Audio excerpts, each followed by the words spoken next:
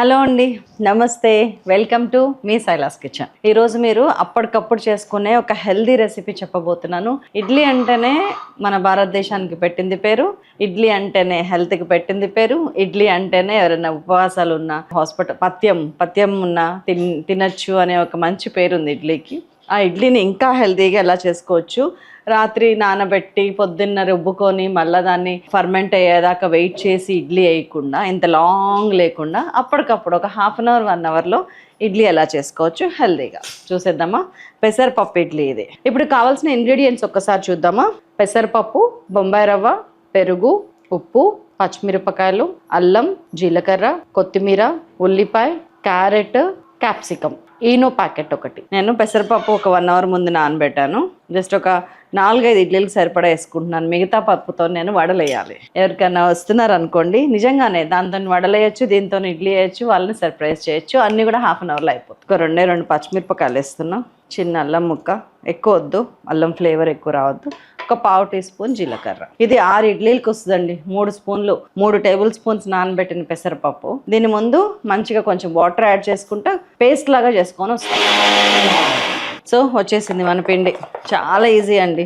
ఒక గుప్పెడు పెసరపప్పు, మహా అయితే గుప్పెడు మీద ఇంకొంచెం, దాంట్లో దాన్ని టేస్టీగా చేసాము. దీంట్లో ఏమేమి కలుపుతామో చూడండి. పెసరపప్పు అండి కందిపప్పు లాగా హై కార్బ్స్ కాదు. ఇంకొక పప్పు లాగా తొందరగా అరగకపోవటం అట్లా ఉండదు. ఒకవేళ ఉన్నా కానీ మనం జీలకర్ర లాంటిది వేసేస్తాం. జనరల్గా ఈ మధ్యన అందరూ సఫర్ అవుతున్న సమస్య ఏంటంటే మోకాళ్ళ నొప్పులు, కాళ్ళ నొప్పులు, విపరీతంగా గుంజటం, జాయింట్ పెయిన్స్. ఇవన్నీ పోవాలంటే మన పొట్టలో గ్యాస్ అనేది ఉండకూడదండి. ఫస్ట్ రెమెడీ అది. గ్యాస్ లేకుండా ఉండాలంటే మన రెగ్యులర్గా చేసుకునే రెసిపీస్లో కూరగాయల శాతం ఎక్కువ కొంచెం పెంచుకొని జీలకర్ర, వాము, ధనియాలు ఇట్లాంటి వాటిని పెంచాలి. దానివల్ల మనకి 100% గ్యాస్ట్రిక్ ప్రాబ్లం అనేది లేకుండా పోతుంది. అది గ్రాడ్యువల్గా 1 రోజు తింటేనే 2 రోజులు తింటేనే జరిగేది కాదు. కనీసం 41 రోజుల పాటు మనం దీన్ని పాటిస్తూ ఉంటే గ్రాడ్యువల్గా పోతే, దాంతో పాటు సర్జరీస్, మెడిసిన్స్ ఏం అవసరం లేకుండా నాన్ సర్జికల్ ఆల్టర్నేటివ్ మెడిసిన్ ఏమన్నా ఉందా అనే దాని మీద నా దృష్టి ఎప్పుడు ఉంటుంది. సో అందులో భాగంగా మొన్న ఒక రోజు ఏమైందంటే ఐఓసీకి వెళ్ళినప్పుడు, అంటే ఇండియన్ ఆయిల్ కార్పొరేషన్ వాళ్ళు వంటల ప్రోగ్రామ్ పెట్టారనమాట. దాంట్లో పొద్దున 9 కాడ నుంచి 9:30 నుంచి మధ్యాహ్నం 2 వరకు కంటిన్యూస్గా ఉంచోవటం, అటు ఇటు తిరగటం, టేస్ట్లు చేయటం, అన్నీ హడావుడైంది. దాంతో కొంచెం ఎప్పుడు లేనిది ఏంటో బాగాలేనట్టు, నిస్సత్తుగా, కాలు గుంజుతున్నట్టు ఏదేదో ఫీలింగ్స్ అనమాట. ముఖ్యంగా మోకాళ్ళ మీద నాకు కొంచెం అది ఉంది. 2 సార్లు పడ్డాను. ఆ ముందు రోజు పడ్డాను, అంతకు 10 రోజుల ముందు ఇంకేదో దెబ్బ తగిలింది. సరే అని చెప్పి నేను ఆయుష్మాన్ క్లినిక్ అని మన దిల్సుఖ్ నగర్లో ఉంటుంది. అదేంటంటే అన్ని ఆల్టర్నేటివ్ మెడిసిన్స్ ఆన్ 1 ప్లాట్ఫామ్. అసలు అట్లా ఎక్కడా లేదు. మన ఆంధ్ర, తెలంగాణ, వేరే దగ్గర అన్ని రాష్ట్రాల్లో చూసినా కానీ for the first time in south India అంట Unani, manual physiotherapy, acupuncture, naturopathy, homeopathy, ఇట్లా మనకి మందులు పెద్దగా అవసరం లేని, సర్జరీలు అవసరం లేని ట్రీట్మెంట్స్ మొత్తం అక్కడ జరుగుతున్నాయి. నాకు అట్లాంటివి ఫస్ట్ నుంచి బేసికల్లీ ఇష్టము. అక్కడికి వెళ్ళాను. అసలు అక్కడ డాక్టర్స్ వెళ్ళిన కాడి నుంచి ఎంత బాగా రిసీవ్ చేసుకున్నారంటే డీటెయిల్గా చెప్తున్నారు, రిసెప్షన్తో సహా. నేను రిసెప్షన్ వెళ్ళగానే ఒక స్మైలింగ్ ఫేస్ తోటి ఏం కావాలి మేడం అంటే, కొంచెం అంత సివియర్ మోకాళ్ళ నొప్పులు లేకపోయినా కానీ కాళ్ళు గుంజుతున్నాయి ఇట్లాగా. మా సిస్టర్స్కి వాళ్ళకి 1-2 ఉన్నాయన్నమాట, కజిన్స్లో. సో వాళ్ళ గురించి కూడా అన్నట్టు ఎంక్వైరీ చేస్తున్నాను నేను. మాట్లాడండి.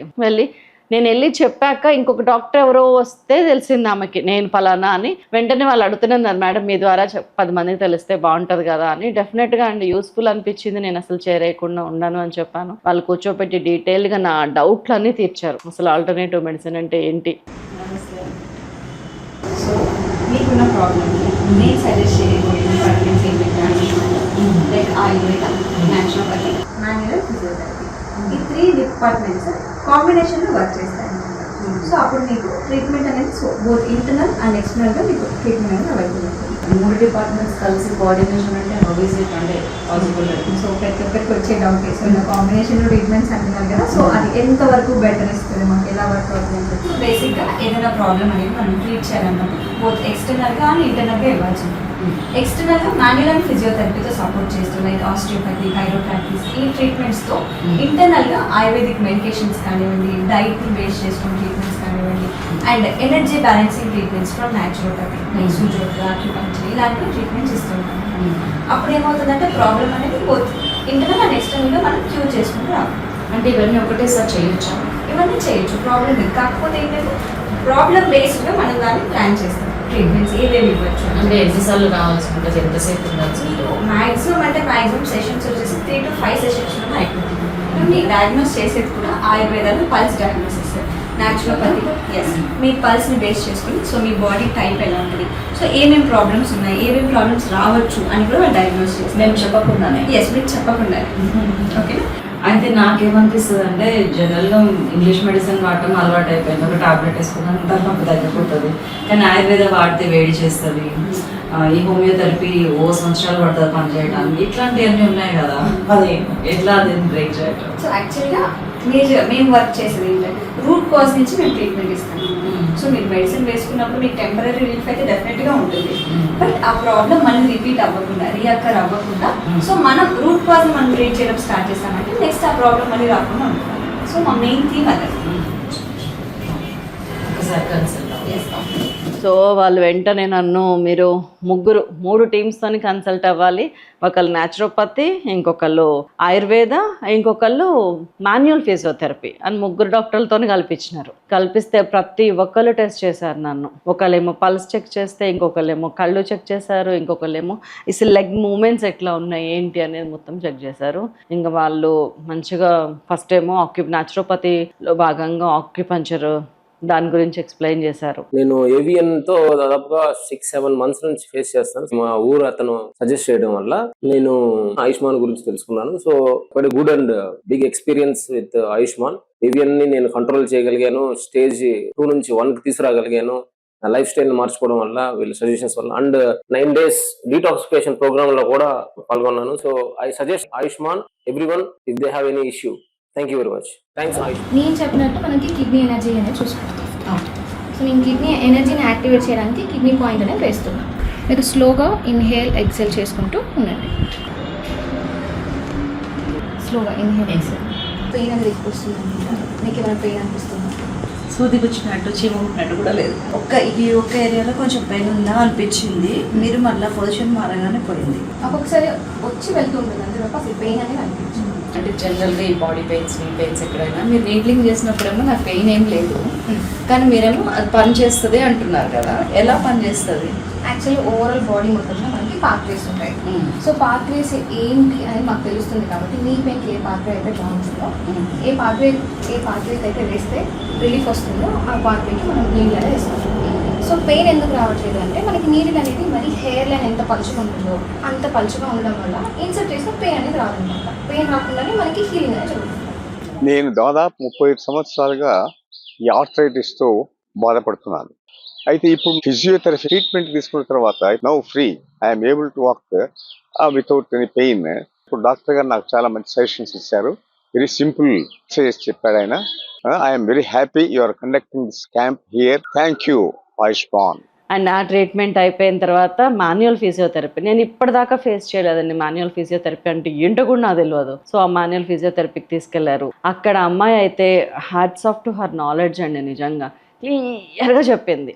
మీకు మోకాళ్ళ అలైన్మెంట్, ఎనీ జాయింట్ అండి, మోకాళ్ళని కాదు, షోల్డర్ పెయిన్ అవ్వచ్చు, నెక్ పెయిన్ అవ్వచ్చు, ఎనీ జాయింట్ మనకు తెలియకుండానే అలైన్మెంట్ అనేది స్లైట్గా మారుతుందంట. దానివల్ల నొప్పులు స్టార్ట్ అవుతాయి. దాన్ని నెగ్లెక్ట్ చేస్తుంటే అవి పెరిగిపోతుంటాయి. సో అలైన్మెంట్ని జస్ట్ ఇట్లా ఒకసారి ఇటు తిప్పింది, ఒకసారి ఇటు తిప్పింది, మనకు తెలియదు అవన్నీ వాళ్ళు తిప్పారు. నిజంగా అసలు అప్పటిదాకా ఎక్కడో మోకాల్లో నాకు రైట్ సైడ్ లోపలికి ఇట్లా కలుపుకోమన్న ఫీలింగ్ పోయింది. ఓర్ని అనుకున్నాను. ఇంకా అమ్మాయి చాలా చేసింది నాకు. అంటే మెకానికల్గా జాయింట్ పొజిషన్ అనేది మిస్ అలైన్మెంట్ అయింది, అంటే జరిగినట్టు కానీ something, for example ankle joint దగ్గర ఏదైనా ప్రాబ్లమ్ ఉంది. సో దాని ఎఫెక్ట్ అనేది మీ పైన కూడా ఉంటుంది అనమాట.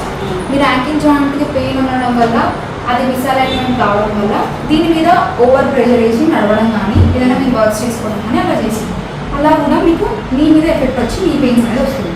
సేమ్ లైక్ హిప్ జాయింట్ దగ్గర కూడా, హిప్ జాయింట్ దగ్గర ఏదైనా ప్రాబ్లమ్ వచ్చినా కానీ అది దాని ఎఫెక్ట్ అనేది మీ పెయిన్ మీద. సో ఇది ఓవరాల్గా మేము కరెక్షన్ అనేది ఎలా చేస్తున్నామంటే, నార్మల్గా బయట ఫీజు అయితే మీకు ఎక్కడ పెయిన్ ఉంటే అక్కడే, మీ పెయిన్ ఉంటే మీ పెయిన్ ట్రీట్మెంట్. మా దగ్గర కానీ మేము దాని కాజ్ యాంకిల్ నుంచి అయినా ఉండొచ్చు, హిప్ నుంచి అయినా ఉండొచ్చు అని దాని కాజ్ ఎలా ఉంటుంది. నేను 40 years నుండి యుఎస్లో ఉంటున్నాను. 2006లో నాకు కార్ యాక్సిడెంట్ అయింది. నెక్లో డిస్లొకేట్ అయింది, షోల్డర్ డిస్లొకేట్ అయింది, అండ్ రైట్ హిప్ డిస్లొకేట్ అయింది. చాలా మంది డాక్టర్స్ దగ్గరికి వెళ్ళాను. యాక్చువల్లీ 14 డిఫరెంట్ డాక్టర్స్ దగ్గరికి వెళ్ళాను. వాళ్ళందరూ కూడా చెక్ చేసి ఏం ప్రాబ్లం లేదు అన్నారు. నాకు మొత్తం చెయ్యి అంతా వాచి ఉండేది, ఇంత లావు ఫింగర్స్ అని నేను నమ్ముండేవి. పని మీద ఇండియాకి వచ్చాను. ఇండియాలో మా రిలేటివ్స్ తో ఫ్రెండ్స్ తో ఆయుష్మాన్ గురించి తెలిసింది. ట్రై చేద్దామని వెళ్ళాను. ఆయుష్మాన్ డాక్టర్స్ అంత ఒక గ్రూప్ అందరు కలిసి నాకు ఏ ట్రీట్మెంట్ అవుతే బెటర్ అని ఆలోచించి పుట్ టుగెదర్ మంచి ట్రీట్మెంట్. ఆ ట్రీట్మెంట్తో నాకు చాలా బాగైంది. ఇప్పుడు పెయిన్ మెడికేషన్ లేదు, ఏమీ లేదు, అంత రికవరీ అయింది నాకు. ఇక్కడ ఈ పాప్లిటియల్ ఫ్లోస్ అంటాం అనమాట. ఇక్కడ కూడా మజిల్ అనేది టైట్ ఉండడం వల్ల కూడా ముందు పెయిన్ చూస్తుంటాము, ఈ పెయిన్. సో ఇక్కడ మీకు చాలా వరకు చాలా టైట్ ఉంది, బ్యాక్ ఆఫ్ పెయిన్ పైన అంత లేదు. ఇక్కడ ఇది హ్యామ్స్ట్రింగ్ మజిల్ అనమాట. ఇక్కడ అంత టైట్నెస్ లేదు. ఇక్కడ పాప్లిటియల్ ఫ్లోస్ దగ్గర చాలా టైట్ ఉంది. ప్లస్ నేను ఇట్లా నాట్స్ లాగా ఫామ్ అవుతాయని చెప్పాను కదా, అవి కూడా చాలా చాలా వరకు కనిపిస్తుంది. రిలీజ్ చేద్దాము. ఎలా చేస్తారు? స్కిన్ కింద ఫేషియా అనేది ఉంటుంది. ఆ ఫేషియా అనేది టైట్ అవ్వడం వల్లనే చాలా వరకు ప్రాబ్లమ్స్ అనేది వస్తాయి. సో ఫస్ట్ మనం ఫేషియాని రిలీజ్ చేసుకున్న తర్వాత మజిల్ని రిలీజ్ చేసుకోవాలి.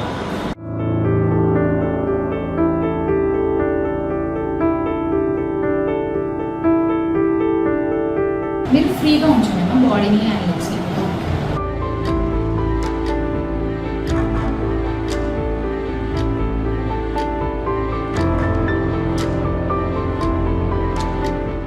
నా ప్రాబ్లం వచ్చేసి నీ ప్రాబ్లం. ఆల్మోస్ట్ నేను లాస్ట్ ఇయర్ ఫిబ్రవరి చాలా స్ట్రగుల్ అవుతున్నాను ఆ ప్రాబ్లం కోసం. సో హాస్పిటల్కి వెళ్ళాను, ట్రీట్మెంట్ అయ్యింది, మరి సేమ్ యథావిధిగా అదే ప్రాబ్లం ఉంది. సార్ నాకు 2 సెట్టింగ్స్ చేశారు. ఫస్ట్ సెట్టింగ్స్ లో మేజర్ ఆఫ్ ద ప్రాబ్లమ్స్ అన్ని పోయింది. నీ ప్రాబ్లం కానీ, బ్యాక్ కానీ, నెక్ కానీ చాలా రిలీఫ్ గా ఉంది. అండ్ ఇవాళ సెకండ్ డే మొత్తానికి అన్ని సెట్ చేసేసారు డాక్టర్. నా బాడీ చాలా లైట్ గా రిలాక్స్డ్ గా ఉంది. అండ్ ఇక్కడ ఆయిల్ మసాజ్ అనేది కూడా చేశారు ఇక్కడ ఆ ట్రీట్మెంట్ లో భాగంగా. సో అది కూడా చాలా బాగా చేశారు. చాలా రిలీఫ్ అనిపించింది నాకైతే. I'm so happy with this treatment. నేను అక్కడి నుంచి ఆయుర్వేదకి వెళ్ళిన తర్వాత ఆయిల్స్తోని మసాజ్ చేయటము, ఏదో సమ్ మెడిసినల్ ఆయిల్సే, దాంతో కూడా చాలా రిలాక్సేషన్ వచ్చింది. ఇంకా మొత్తానికి నేను బయటకు వచ్చేటప్పటికి 3 hours పట్టింది. ఆ 3 hoursలో ఏమో అంటారు కదా, అసలు నాకంటూ ఒక కాళ్ళ నొప్పులు ఉన్నాయనే విషయం మర్చిపోయినాను. వాళ్ళు అంటూనే ఉన్నారు, నేను 2-3 సెషన్స్ అన్నప్పుడల్లా అందరికీ 2-3 సెషన్స్ పట్టవు మేడం, కొంతమందికి ఒక్క సెషన్తోనే క్లోజ్ అయిపోతుంది, కొంతమందికి 2-3-4 వాళ్ళ ఇష్టం. అది చేంజెస్ వస్తున్న దగ్గర నుంచి చేయాలి అని చెప్పారు. ఇంక వెళ్ళేటప్పుడు అయితే నాకు ఏం డైట్ తీసుకోవాలి, ఎలాంటి కేర్ తీసుకోవాలి అన్నీ కూర్చోబెట్టి ఎక్స్ప్లెయిన్ చేశారు. మీకు ఏదైతే న్యాచురోపతి ట్రీట్మెంట్ ఇచ్చారో, అక్యుపంక్చర్ ఇచ్చారు, సో దాంట్లో మీకు ఎనర్జీ బ్యాలెన్స్ అనేది జరుగుతుంది.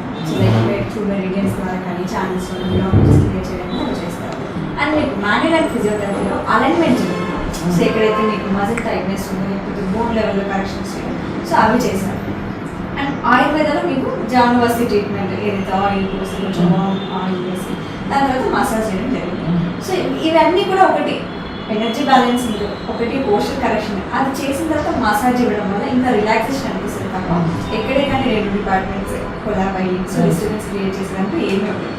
సో మీకు అంటే ఏదైనా ఒక ప్రాబ్లం ఉన్నప్పుడు ఇప్పుడు నీ పెయిన్స్ అని వస్తారు, ఓన్లీ నీ లెవెల్ మాత్రమే కరెక్షన్ చేయకుండా మేబీ అది యాంకిల్ వల్ల కావచ్చు, హిప్ జాయింట్ దగ్గర ఏదైనా ప్రాబ్లం వల్ల కావచ్చు, సో అవి కూడా కరెక్ట్ చేసుకోవడం వల్ల ఏమవుతుందండి, సో మొత్తం ఓవరాల్గా నీ పెయిన్స్ అనేది తగ్గిపోతుంది. సో ఇలా మనం న్యాచురల్ వేస్లో ట్రీట్మెంట్ అనేది తీసుకోవడం వల్ల మళ్ళీ రియాక్టర్ అవ్వకుండా ఈ అన్ని ట్రీట్మెంట్స్తో పాటు మన దగ్గర డీటాక్సిఫికేషన్ ప్రోగ్రామ్స్ కూడా ఉన్నాయి. పర్టికులర్ ఆర్గన్ రిలేటెడ్ నుంచి ఫుల్ బాడీ డీటాక్సిఫికేషన్ వరకు కూడా, సో బాడీలో ఏదైనా వేస్ట్ ఉన్నా కూడా అదంతా క్లియర్ చేసేసి ఫర్దర్గా ఏమైనా ప్రాబ్లమ్స్ రాకుండా కూడా మనం చూస్తున్నాం. సో డీటాక్సిఫికేషన్ ప్రోగ్రామ్స్ అదే నాకు తెలిసి నాకు యూజ్ అవుతుంది ఫ్యూచర్లో అనిపించింది. ఆయుష్మాన్ క్లినిక్ అని మన దిల్షుక్ నగర్లో ఉంది. ఫస్ట్ టైం అంట ఇట్లాంటి ఒక క్లినిక్, అన్ని న్యాచురల్ మెథడ్స్తో ఉన్న ఒక క్లినిక్. అసలు వాళ్ళ క్లినిక్ అంతా కూడా చాలా సోఫిస్టికేటెడ్గా చాలా బాగుంది. అంటే ఒక పేషెంట్కి ఒక సూదనింగ్ ఎఫెక్ట్ వచ్చేటట్టు ఉంది, మంచిగా అనిపించింది. అసలు విషయంలోకి వస్తే ఇదంతా ఏంటి, హెల్త్లోంచి కాళ్ళ నొప్పుల నుంచి ఎక్కడికో వెళ్ళిపోయినాం. దీంట్లో ఏమేమి కలపాలో చూడండి. ఇప్పుడు మీరు ఎంత అయితే పెసరపప్పు తీసుకున్నారో దాంట్లో సగం బొంబాయి రవ్వ తీసుకోండి. నేను 3 tablespoons పెసరపప్పు వాడాను, అందుకే నేను ఇక్కడ 3 teaspoons బొంబాయి రవ్వ తీసుకుంటున్నాను. అండ్ పెరుగు అది కూడా 3-4 teaspoons వేసుకోండి. కొంచెం స్మూత్గా వస్తాయి ఇడ్లీలు, ఇట్లా తుంపితే తెగిపోయేటట్టు.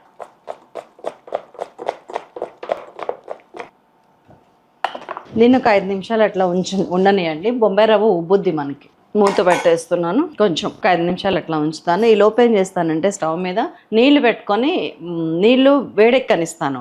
ఎప్పుడన్నా కానండి ఇడ్లీ లాంటి స్మూత్గా రావాలంటే కళాయి, ఆ లోపల ఉన్న వాటరు, ఆ ట్రేతో సహా అన్ని వేడిగా ఉండాలి. ఆవిరి వస్తున్నప్పుడు ఈ ఇడ్లీ పాత్ర తీసుకెళ్ళి అందులో పెట్టాలి. అంతేగాని ఇడ్లీ పాత్ర పెట్టేసి అప్పుడు స్టవ్ అంటించడం కాదు. అట్లా మనకి గట్టిగా వస్తున్నాయి. ఇది చాలా సంవత్సరాల ఎక్స్పీరియన్స్ ఇందులో ఉంది. అందుకనే మనకి హోటల్కి వెళ్తే ఏంటంటే చక్కగా ఇట్లా రేకులా విడిపోతున్న ఫీలింగ్ వస్తుంది. వాళ్ళేమో ఇడ్లీ రవ్వ ఎక్కువ వేస్తారు ఫస్ట్ థింగ్. రెండోది ఏంటంటే ఎప్పుడు మసులుతున్న బట్టి లాంటిది ఒకటి ఉంటుంది ఇడ్లీ ట్రేలు పెట్టేది. అది అలా మసులుతూనే ఉంటుంది. వాళ్ళ ట్రేలు మాత్రం ఖాళీ చేసి దాంట్లో క్లాత్ మీద వేసుకొని ఆ ట్రైన్ తీసుకెళ్ళి అందులో పెట్టేస్తారు. మీరు గమనించండి. ఇదిగోండి నేను ఇక్కడ స్టవ్ అంటించేసాను. దీనిలో అడుగున ప్లేట్ పెట్టేశాను, మూత పెట్టేశాను. దీన్ని వేడెక్కనిస్తాను. ఇదిగోండి నేను ప్లేట్లు పెట్టుకునేది ఇక్కడ తెచ్చుకున్నాను. మంచిగా కడిగింది. నేను చక్కగా ఆయిల్ గ్రీజింగ్ చేసుకుంటున్నా. ఒక్క దాంట్లో 2 డ్రాప్స్ వేసామంటే ఇట్లాగా దీన్నే పక్క వాటికి కూడా స్ప్రెడ్ చేయొచ్చండి. ఇది రెడీ చేసుకున్నా, పక్కకు పట్టేసిన. ఇది కూడా అసలు పనికి వద్దాం. 5 నిమిషాలు అయిపోయింది. 5 నిమిషాలు చేయాల్సినవన్నీ చేసేసినాం మనం. సో ఇందులో కొంచెం పసుపు వేస్తున్నాను, ప్యూర్ పసుపు. ఒక 1/2 టీ స్పూన్ ఉప్పు వేస్తున్నాను. ఇడ్లీకి ఈ కూరగాయలకి సరిపోయినంత. ఇదిగోండి ఉల్లిపాయ, క్యాప్సికంలో మిర్చి వేసినట్టు మనకి కారం వస్తుంది. Capsicum health. ఇదిగోండి క్యారెట్ తురుము, అన్ని తురుములే చాలు. అండ్ కొద్దిగా కొత్తిమీర, కొన్ని వాటర్ పోస్తున్నాం. ఇందులో అన్నీ ఉన్నాయి. ఇప్పుడు ఇంకా చక్కగా ఒక ఈనో ప్యాకెట్ తీసుకోండి సో దట్ మీకు ఫ్లఫీగా వస్తాయి. కొంచెం వేసి దాని మీద కొంచెం వాటర్ పోయండి, ఒక మూతడు. అప్పుడే మీకు యాక్టివేట్ అవుతుంది. ఆ బుడగలు రావాలి.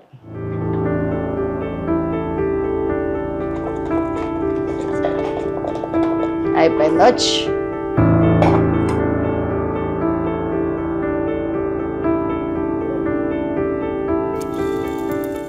ఇదిగోండి పొగలు చూసారా ఎట్లా వస్తున్నాయో?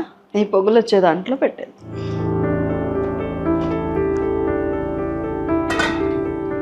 ఇడ్లీలా కాకుండా ఒక 12 నిమిషాలు ఉంచండి. పెసరపప్పు మంచిగా ఉడుకుతుంది. ఇడ్లీ మనం 7-8 నిమిషాలకి తీసేస్తాం కదా, ఇది 12-13 నిమిషాలు ఉంచండి.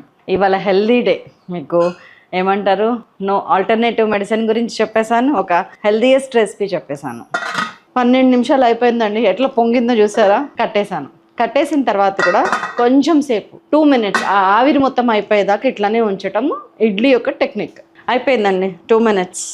మన వేచి చూడటానికి ఒక క్లోజర్ వచ్చింది, ముగింపు వచ్చింది. తీసే ఇడ్లీ ఎప్పుడు కొంచెం చల్లారాలి. చల్లారిన తర్వాత ఇట్లా వాటర్లో స్పూన్ వేసుకొని నీళ్ళల్లోంచి తీసి ఇట్లా తీయాలి. అప్పుడు మీకు ఈజీగా కింద అంటుకోకుండా వస్తాయి. కొంచెం చల్లారాలి. That's all. మనము గారెలు వేసేటప్పుడు ఎట్లయితే నీళ్ళల్లో తడి చేసుకుంటాం కదా చెయ్యి, ఆ టైప్లో కొంచెం చల్లారితే ఇంక ఈజీగా వస్తాయండి. నాకు తొందర ఎక్కువైంది తినటానికి. ఇప్పుడే మా పాప వచ్చింది. పాప వస్తే మంచిగా కొంచెం అన్నం వేసి ఇంత పులిహోర కలిపినానండి 2 నిమిషాల్లో. థ్రిల్ అయిపోతుంది తను. పులిహోర పొడి మన దాంట్లో రెసిపీ ఉంది చూడండి, సూపర్. అన్నిట్లోకి ఆవకాయ భలే ఉంటుంది కదండి. ఇదేమో మన సైలాస్ కిచెన్ మార్చిన కారం.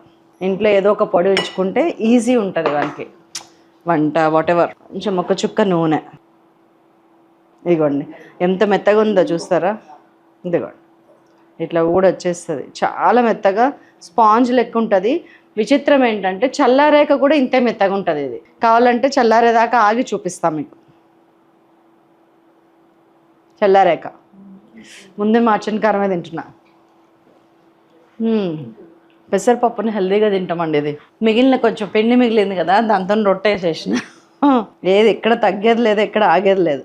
ఆవకాయతో ఇంకా బాగుంటుంది. హెల్దీ టేస్ట్ రెసిపీ అండి. బ్రేక్ఫాస్ట్ చేయొచ్చు మీరు, పిల్లలు వచ్చేటప్పటికి ఈవినింగ్ స్నాక్స్ చేయొచ్చు, ఎవరైనా వచ్చినప్పుడు నైట్ శనివారాలు గురువారాలు ఉంటాయి కనుక డిన్నర్ ఆల్టర్నేట్ కూడా చేయొచ్చు. చాలా టేస్టీ, చాలా హెల్దీ, చాలా స్మూత్. చేస్తారు కదా? చేస్తే నాకు వెంటనే ఒక మెసేజ్ చేయండి ప్లీజ్. నేను మీ మెసేజ్ కోసం వెయిట్ చేస్తుంటాను. అండ్ ఇవాళ క్విజ్ ఏంటో తెలుసా? పెసరపప్పుతో చేసే వెరైటీస్లో మీకు చాలా ఇష్టమైనది ఏంటి? కర్రీస్తో సహా చెప్పొచ్చు మీరు. ఫర్ ఎగ్జాంపుల్ దొండకాయ, పెసరపప్పు, కొబ్బరి మా నాన్నగారికి చాలా ఇష్టం. అట్లాగా పెసరపప్పుతో చేసే వెరైటీస్లో మీకు చాలా ఇష్టమైనది ఏంటి చెప్పండి. నాకు నచ్చిన బెస్ట్ కామెంట్కి నేను రిప్లై ఇస్తాను. మీరు గెలిచారు అని చెప్పి వాళ్ళ అడ్రస్ పెడతారు. నేను ఒక సర్ప్రైజ్ గిఫ్ట్ పంపిస్తాను సైలాస్ కిచెన్ నుంచి. పెసరపప్పుతో మీకు ఏది ఇష్టం నాకు చెప్పండి చాలు. ఇదిగోండి చల్లారేకి చూసారా ఎంత నీట్గా వస్తున్నాయో, బయటకి ఇట్లా తీస్తే వస్తున్నాయి. వేడిగా ఉన్నప్పుడేమో కొంచెం ఎట్లయినా బొంబాయి రవ్వ ఉంది కదా అట్లనే అవుతుంది. సో చల్లారేక తీయండి, చాలా బాగా వస్తాయి. తప్పకుండా చేయండి ప్లీజ్. మీ కామెంట్స్ కోసం ఎదురు చూస్తుంటాను. Bye bye.